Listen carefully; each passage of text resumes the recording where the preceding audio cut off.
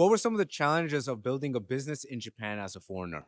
Yeah, unfortunately, the worst one is the visa, right? If you're not a citizen or permanent resident, you have to have either an employment or business manager visa, and that's just such a struggle. They're always requesting extra documents. My recent visa renewal for business manager was 140 pages of documents. And there's no guidance, right? You have to prepare all that yourself.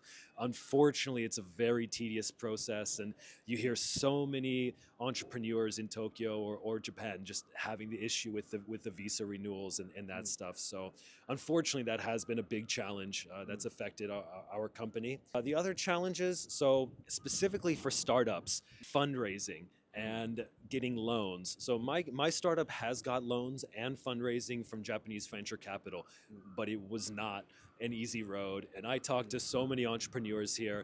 That's going to be a big struggle. And there's so many companies here are not even pitching to Japanese venture capital because it's just not even worth it. They're just going totally out of Japan and say, okay, let's just go for all the non-Japanese venture capital, right? Because the Japanese venture capital is slow.